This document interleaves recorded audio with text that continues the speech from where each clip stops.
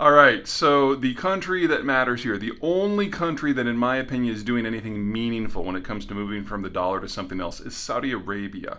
Now, Saudi is the world's largest oil exporter, and they have started to accept payment from a number of Chinese government entities in yuan. And we're talking here about, a few $100 million a cargo, so it's hardly an insignificant issue. There's no sign that they're changing their reserves, and I wouldn't expect that to happen because there's a specific rationale here.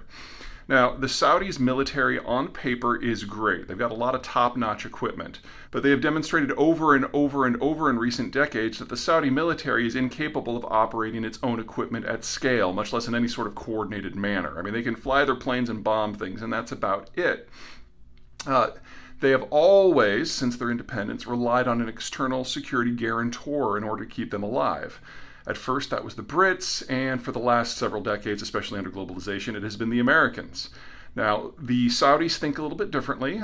They basically have modeled themselves off of a medieval fiefdom, and so they think that bribes work really well in order to get what you want. This is one of the reasons why they got along so well with former American President Donald Trump.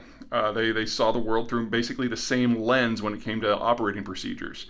So what they've done with the United States is they've bought a number of refineries on the U.S. Gulf Coast and shipped crude from Saudi Arabia to the U.S. Gulf Coast. And if there's a time when the Americans look like they might be facing high energy prices or some pressure in the market, they sail additional cargoes and just let them park off coast until they're called for. Now, it's not like the United States, thinks this is a bad thing, but the United States gets the vast majority of its oil, always has, from the Western Hemisphere, with traditionally Canada and Mexico being our largest suppliers. Now, of course, with the shale revolution in the last 15 years, the United States is a net exporter. So the Saudi angle here is very, very small from an American point of view. But for the Saudis, this was never about the economics. It was about currying favor with the guy who's supposed to defend you. Well, in the last few years, the United States has moved more and more of its forces out of the Persian Gulf, and we no longer even have a carrier group that's there on a regular basis. So the Saudis are a little scared. They are concerned that without the Americans guaranteeing their security, that they're screwed. And, that's a reasonable position.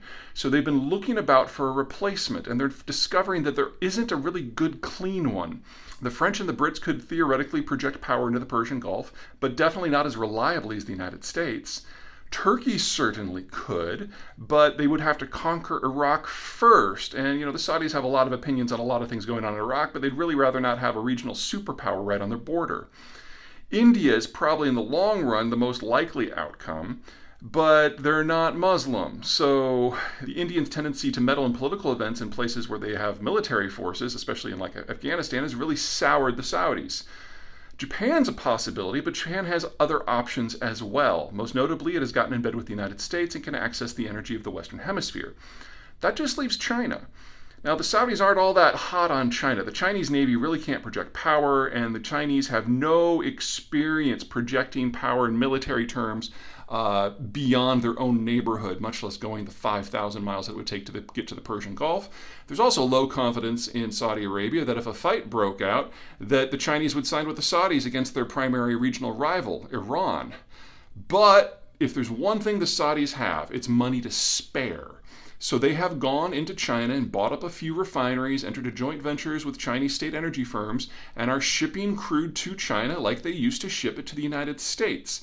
Now, from the Saudi point of view, this might actually work better in terms of currying favor than it ever did with the Americans, because the Chinese actually need the crude. They import 3/4 of their total, of which roughly 3/4 comes from Africa and the Persian Gulf.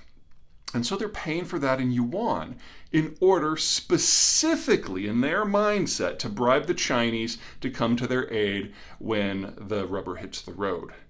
This is not an economic decision.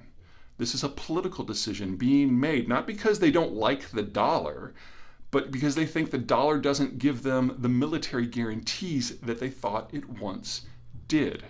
So this is Saudi making a decision because of military strategy as shaped by their own culture, not because they think the US dollar is going anywhere. But still, this is the only example I'm seeing out there of a meaningful shift away from the dollar, and it's only for trade with one country for one commodity. All right, that's it from me. I'm going to take a shower. I'm like dripping sweat. You guys take care.